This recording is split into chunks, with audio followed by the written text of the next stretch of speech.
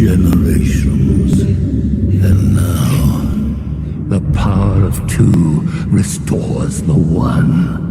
We got a bidet.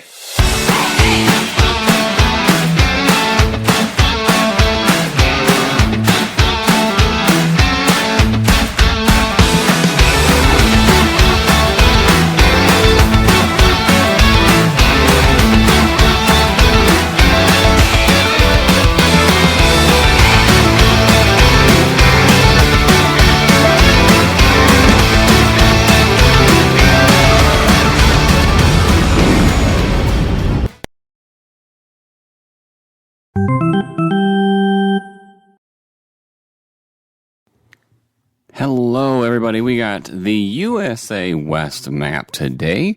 We're going to go ahead and show you how to complete the map and talk you through a little bit of our strategies as we go along the way.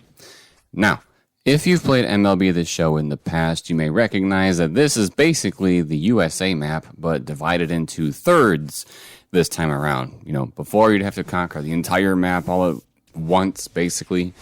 But now they've divided into three pieces, so we're doing the West today. So, what are the strategies for conquest in general? Well, first things first, spread out.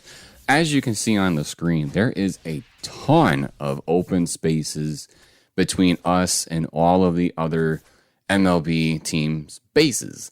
So what we want to do is we want to make sure to go ahead and fill those up as fast as possible with our own fans.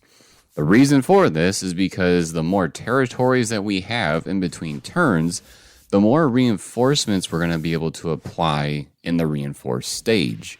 So what we want to do is spread out, take as many as we possibly can, and then what that opens up for us is that when we go to attack our first base, we'll have plenty of reinforcements to supply to our group that's going to be attacking that base, and then we'll most likely be able to play on rookie.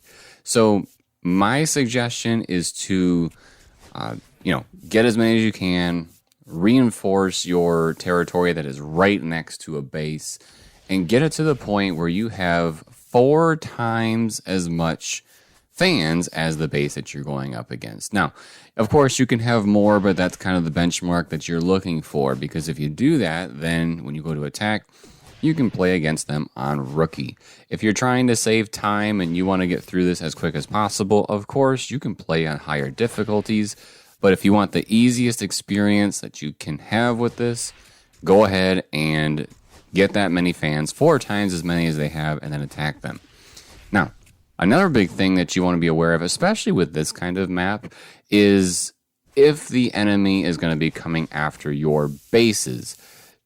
I rarely ever have that happen, and the reason why is because if you notice that there is another team that is right next to one of your base, and it looks like that they're going to attack, the turn that they move to up against your base, they will not attack. At least, I've never had that happen.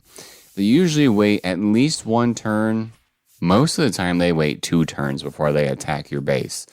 But if somebody gets right up close to your base, the next turn, just put a whole bunch of troops, or fans, as we call them here in MLB, because it's very much like a risk map.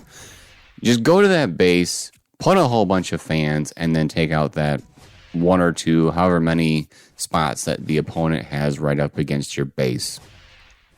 That way you can ensure that they don't try to challenge you, and then you have to spend even more time on the map. If you're wondering how long this map will take you, usually what I say to people is that if you look at how many of the bases there are for your opponents, I'd probably multiply that by 10 or 15 minutes, because that's on average how many minutes it would take to play a 3-inning game. However, if you end up losing against the other bases, well, that just adds even more time to the match. So this one probably will take you about 2 to 3 hours is my guess. That's how long it took me, at least. And so, take your time, make good decisions, watch out for the other base or the other teams coming up against your base.